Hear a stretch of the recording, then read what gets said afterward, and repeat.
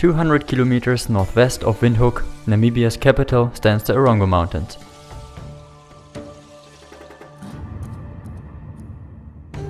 "60 million years ago, a huge magma bubble solidified just before a massive volcanic eruption occurred. Due to wind, sun, cold, water and ice ages, softer soil layers were removed and the hard magma core was eroded.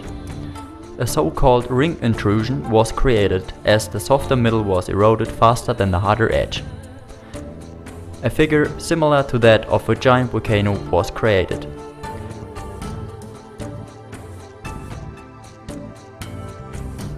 A bizarre landscape with the typical large stone balls that are formed by extreme temperature differences by day and night, with craggy cliffs and lovely sandy valleys of trees, rivers and plains was created. This landscape presents the Erongo Mountains today. Even in prehistoric times, the caves and overhangs were a gathering and retreat of the Bushmen, the San people. Countless rock carvings of hunting scenes and dance rituals can still be witnessed.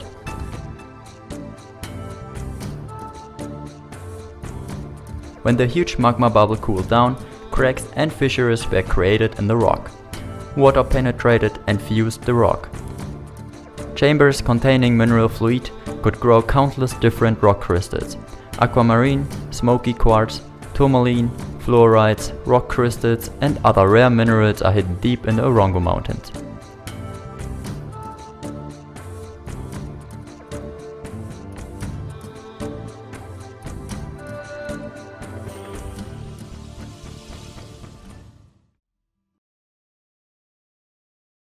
We became aware of the Smallminers during a stay at the Hohenstein Lodge, who held residence at the southwestern foot of the Hohenstein's highest Erongo Mountains. The Hohenstein Lodge exhibits beautiful minerals that have been found.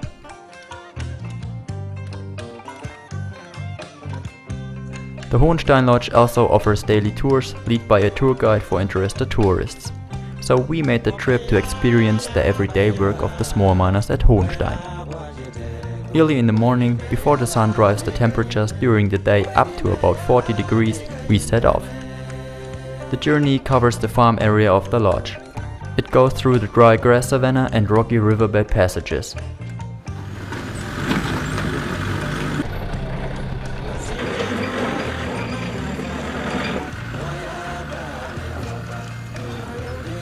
Big and impressive, the Hohenstein presents itself beautifully.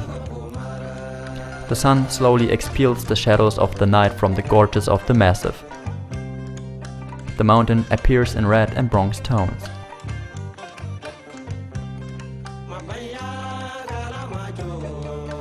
The first mountainous stage of the so-called boulder forest immediately draws us under its spell.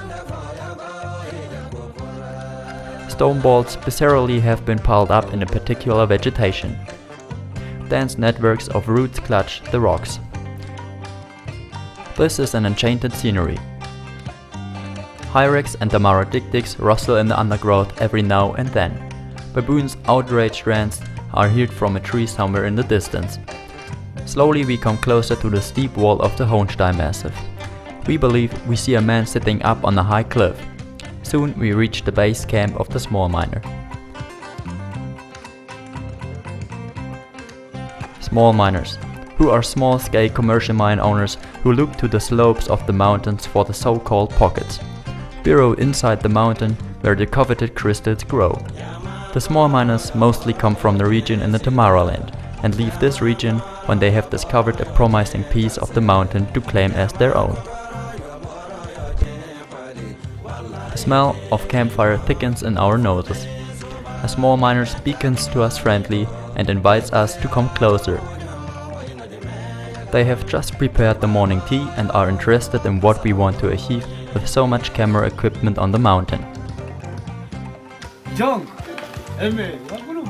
Ich verstehe den nicht, aber er hat schon recht. As we tell them that they are our reason for being here, they want us to further explain our plans. We come tomorrow. We come to your pocket. we go look. Tomorrow, ne? Yeah, tomorrow. Yes, yeah. Tomorrow we come in the morning and then the whole day. Okay. Okay. And Barnabas, he was 3, 4. The next morning, spontaneously they are willing to take us to their mines in the mountain. We find out that there are several groups on the mountain. Overall, about 30 people work at the Hohenstein who have pitched their camp at various locations. The mines are currently all located quite high on the steep granite wall. We are surprised that one small miner takes a bunch of empty cans to the mountain. We assumed that everything must be brought up: gasoline, tools, food, firewood and water. However, we are told up there is a water reservoir. Now the people they used to call this one nuams, that is meaning the black mouth. So if the people they tell you there is water there at the black mouth, then you know they are talking about this hole.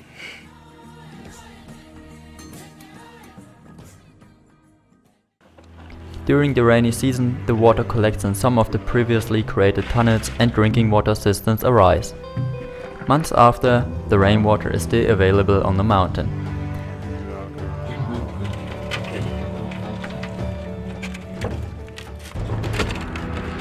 Take it.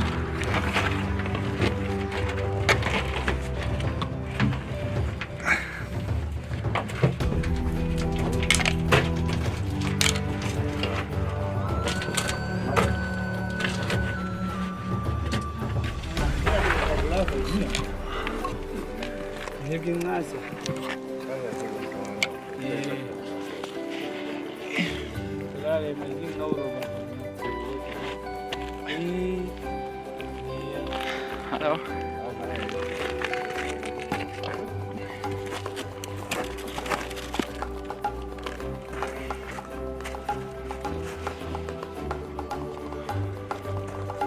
Oh yeah. Many small natural depressions and washed out on the granite surface in the Erongo mountains hold water for weeks or months. This means that animals can survive up here. A short time later, the ascent is so steep that one can only go further with the aid of safety ropes.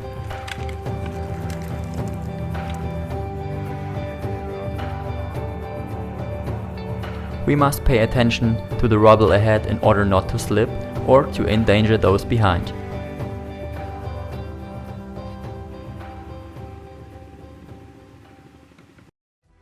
Next up, we reach another camp of a small miner. Here we meet Ricardo, who surprised us with a complete household. Not only does he have a dog on the mountain here, he also has a cat. And that already since 9 years. It's a man. It's a man. Yeah. Okay. He is very obedient, listens well to commands, and is called Simba. The 4 mine owners, Ricardo, Ferdinand, Epson and Arnold, share a mountain-top apartment here.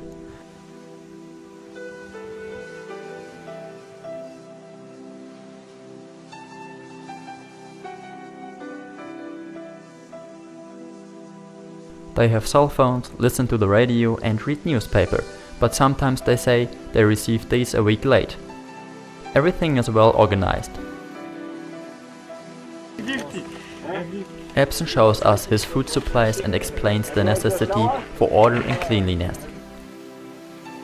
The sleeping chambers are located in small tunnels that they have dug into the mountain. It's warm and comparatively safe. The panorama of the camp is indescribable. We find out that the dogs protect against snakes and they are also used for the hunting of hyrax, which from time to time are put on the fire for food.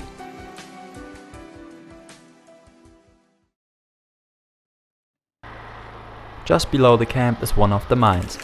Ricardo takes us to show us what work looks like on the mountain.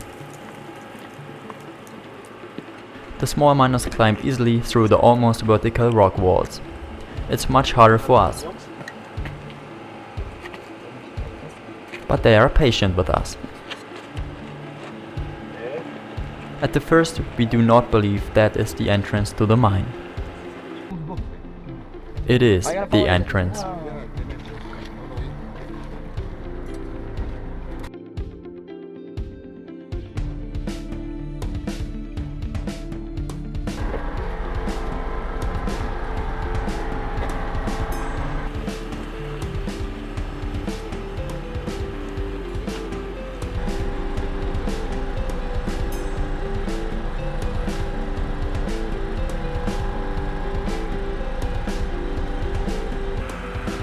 Successively we enter the mine. The first person follows Ricardo and gives the signal for the next to follow.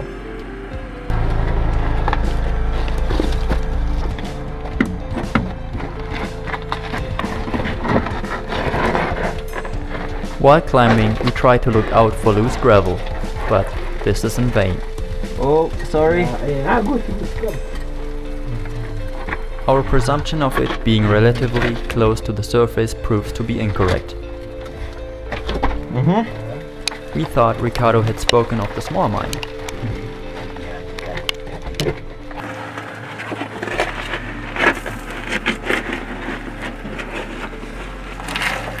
Can I come? Yeah. That's what's called the gravel. What? The gravel. Yeah. Oh shit. Sorry. It's alright, I just get all of the stones. Mantu na helicopter man. Helicopter good. Buy a helicopter. After 7 meters, we have arrived at the dig site and Ricardo tells us the first steps in digging for minerals. With the metal rod, they test the hardness of the rock wall. Walkie. Boom.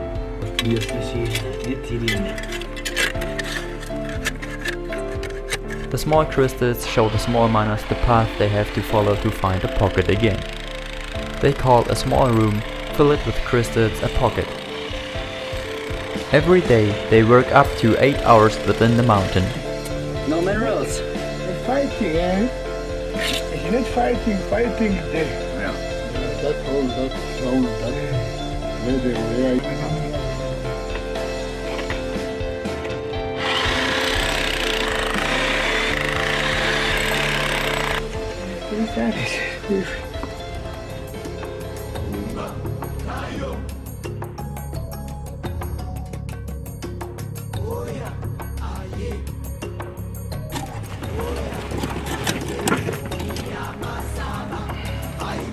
It's too far noch, this one bore.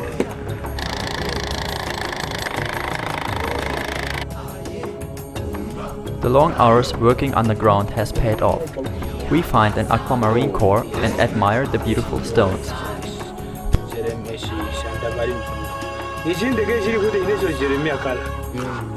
No, they would the occasionally different one. He didn't come to follow so they would hit the can stop.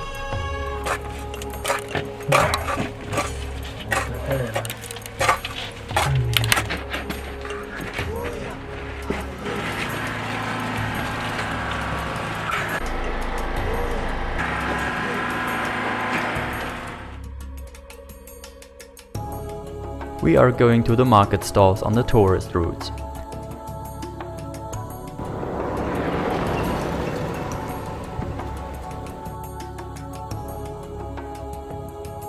The minerals of the small miners are sold here.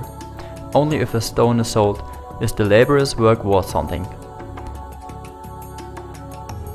And how much do you earn here a month? Sometimes the people don't come. Sometimes they come. $200. In a month? Yeah. We were shocked by how little money this hard work brings. 200 Namibia dollars per month. That corresponds about 16 euros. The seller tells us of an even larger market outside of Usakos. All rock crystals from the region are displayed here.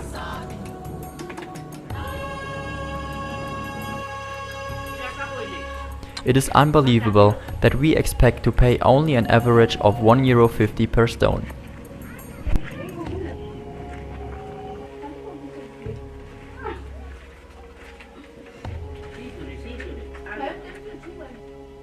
A little depressed about this evidence, we return to the mountain and talk to Epson.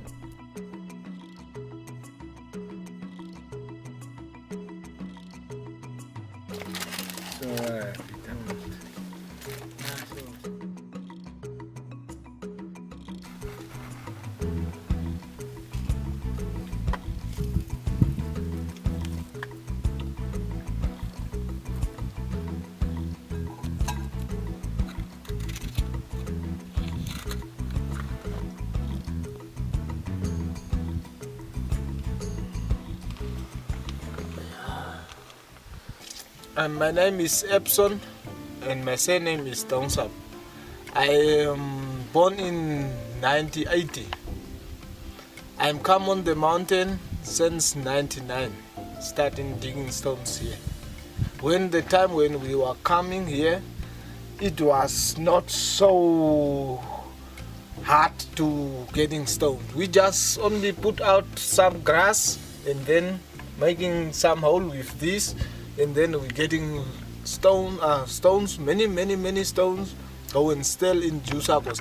But now the problem is how you the time when we starting selling stones, the people was not knowing for these stones, and they was not wanting to buy on the prices that we was wanting, and the economy was also very nice, and the money was also a little bit under. Now the money is come out, but the stones is problem now. We don't get enough stones now, because the stones are wandering, the people are wandering stones. Now the time when the people are wandering stones, that time the stones is now few. It's not so much stones that we are here. We hear from Epson that his family lives in Dubusis. We decided to go to Dubusis with Epson and his two friends, Ferdinand and Arnold. But Ricardo has a cold and so stays on the mountain. The village is located 30 kilometers from the lodge at the foot of the western flank of the Erongo Mountains. He has a younger brother who goes to school there. The Smallminers are pleased to be able to do some shopping, and Epson would like to introduce us to his family. First, we go into the small supermarket where we meet some friends. I want to speak with them. If you do what? Dada, you must be like... We want to pick up his little brother from school. This excites attention, of course. Like wildfire, it gets around that the camera crew is interested in the school. We will be warmly welcomed. To see you today, we say thank you. Our visitors, welcome, welcome, welcome, welcome, welcome, welcome. Our visitors.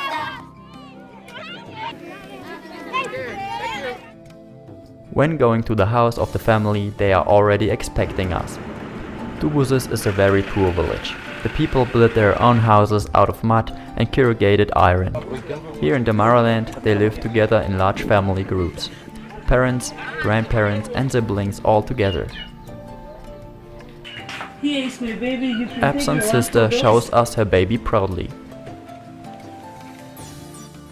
Remember? Here you see.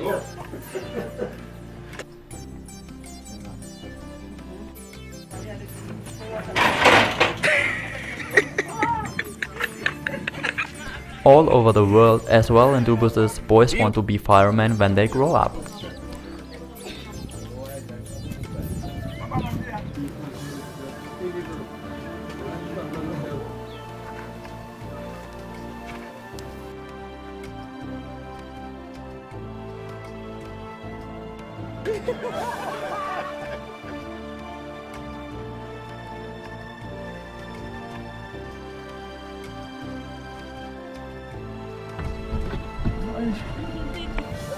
On the way from Dubusis back to the Hohenstein lodge, we have the idea to sleep at the Smallminers camp on the mountain tonight, an evening on the rock wall of the Hohenstein.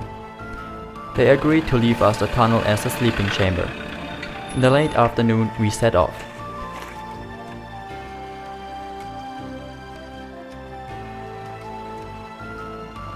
For some comfort during the night, we carry camping mattresses and sleeping bags on the mountain.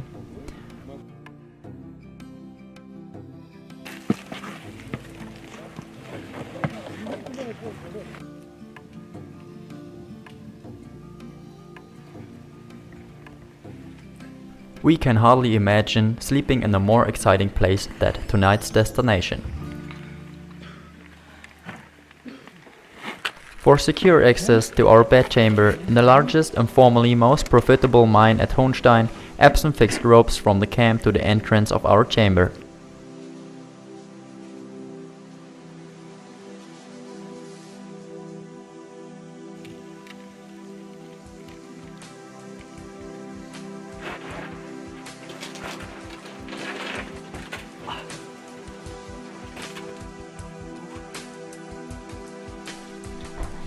we set up our camp and joined the small miners for dinner at the campfire. We are friendly people. We like to be with the people together, cause on such a place. If we see you people also coming here, it's very nice for us. If you come first at the mountain, The fish, yeah. whether you not climb on the mountain, you take some tobacco, everything you have. You take it on the on something, maybe here. You put some tobacco, In the little bit. ground of Yeah. You put also some sugar, some maize meal, and then after putting on, then you say to the mountain, okay mountain, we come here to digging stones, we looking money, we are poor people, our oldest grandfathers, please, we are looking for help for my stones, which we are looking for, please help us, we are coming here, we are your son, and we're going to digging now on the mountain, we're going to be free there, then we climb on the mountain. It's how we trust. It's our trust and then you are working. But if you don't have any trust, man, how? Yeah, you must having something to believe in. Yeah. During the evening, more and more small miners joined the campfire. They cooked, ate and laughed together. For dinner they have porridge with canned meat, and they drink tea.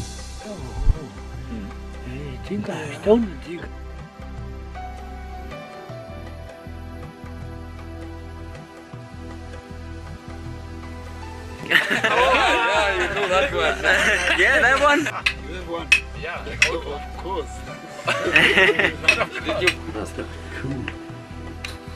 Good night. The next morning.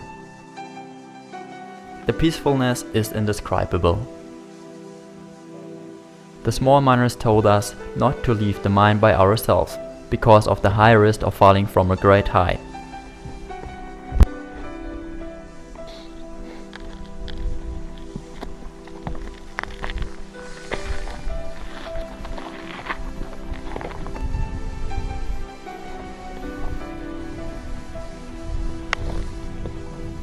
Hast du die Tür zugemacht? At breakfast we hear news that there is a large mine they are currently working on.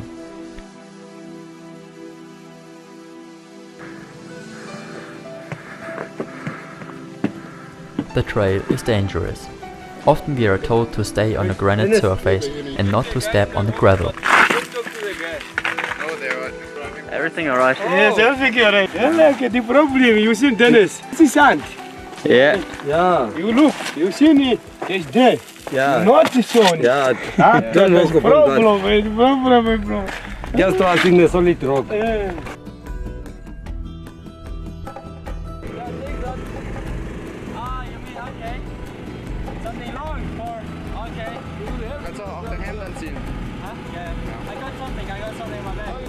After a steep climb into the pit of the mine, the entrance is unsafely cut into the smooth slope.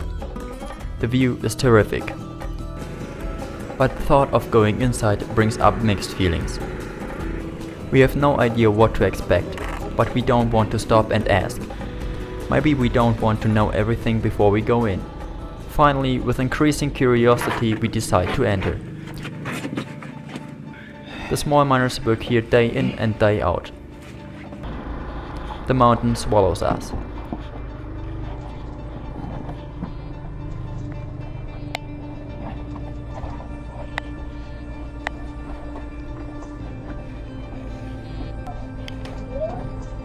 Don't you have cell phone in your bag?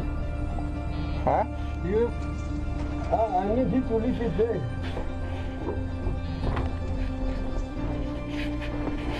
When asked, we are told that through this hose, air is pumped into the mine. Without this, there is insufficient oxygen to survive down there. First, we do not realize the seriousness of the situation. Even when vertically descending into the mine, we are only progressing slowly. After 15 minutes of the descent, we begin to realize our foolishness. This is a seemingly endless descent. On your shoulder? No. Where? Come down. Here, okay. I'm fine, yeah. As we descend, they inform us the shaft has a depth of 30 meters. So, how far is this hole? How many meters? Oh, 30 meters. 30 meters! And it stays narrow all the way down.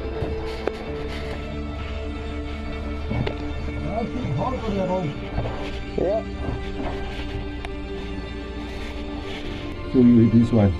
Okay. Because there, that guy is busy working. Yeah. If we get there, he don't get much oxygen. Oh yeah, because we take all the oxygen. Yeah. The camera is not working anymore. That can tell you that here is no oxygen. Due to the high humidity, the lens of the main camera becomes fogged.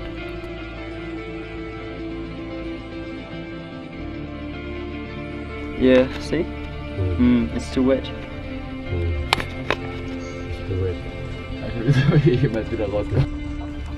At the bottom, breathing is difficult, as it is hot and stuffy. 2 small miners have already been killed, one through crumbling mines and one due to slipping off the steep slopes. The latest death was only in 2010. There's no space for me. Okay, Ifana! It's okay. It's okay, man. The carefree nature of the small miners gives us the confidence not to panic. Luft. Slowly we begin to consider climbing back up as our breathing gets increasingly difficult. We cancel the recording and exit the mine. I thought we want to turn around. Yeah, we turn around here. Okay. I mean, how we get After here. the first 5 meters of climbing, we begin to fully appreciate the depth of the mine. It is slippery and there is little to hold on to. We are no longer progressing and are now stuck at the depth of 20 meters for over an hour. The mountain holds us captive. Wir sind gerade auf unserem Weg hoch. Ich glaube, wir haben noch nie so etwas Anstrengendes erlebt. Where are you now? Aber die Jungs... Where you are, Nick? You're outside now. Yeah. The noise of the generator gives us the final power. Das sind Dennis' letzte Meter bis zum Tageslicht. Vielleicht hat er es geschafft. Dennis! We have never been happier to see the sunlight as we were in that moment.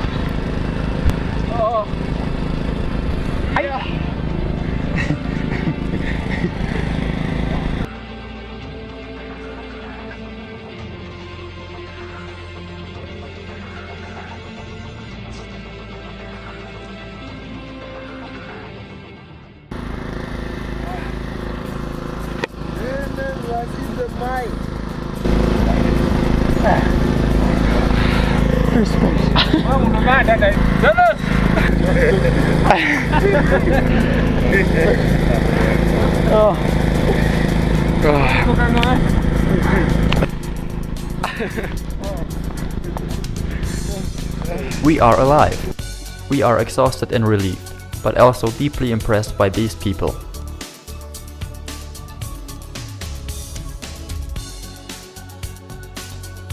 Before we walk back to the lodge, we leave the small miners our mattresses and enjoy a feeling of real joy. Nice sleeping. Nice sleeping, you see.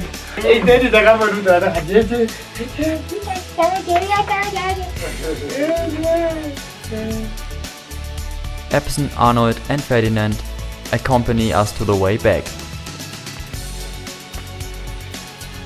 They have dreams too. They ask if we can make it possible for them to fly with one of the aircrafts they have seen so often departing from foot of the mountain.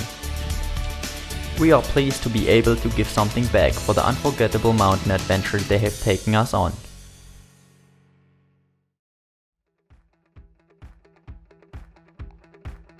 We spontaneously decided to meet at the Hohenstein Lodge to organize a sightseeing flight.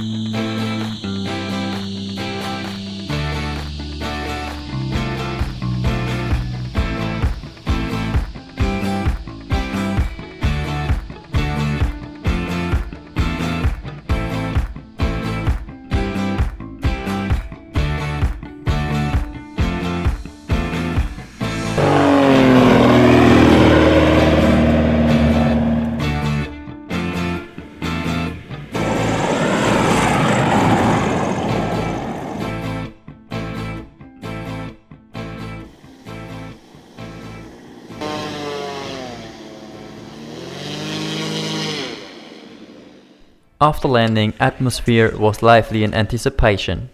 Epson, Ferdinand and Arnold are excited about the flight, and we are still impressed by our experience at the Hohenstein. We have been allowed to see the faces of the Smallminer from the mountain, whose existence we only discovered from observing the small campfire lights at night on the steep granite wall of the Hohenstein. We have been allowed to look into their lives and how they work day to day. We had to say goodbye to our newfound friends. These guys will nice time. A little sad, we look back as they disappear in the density of the boulder forest. We say goodbye to the Smallminer of the Hohenstein.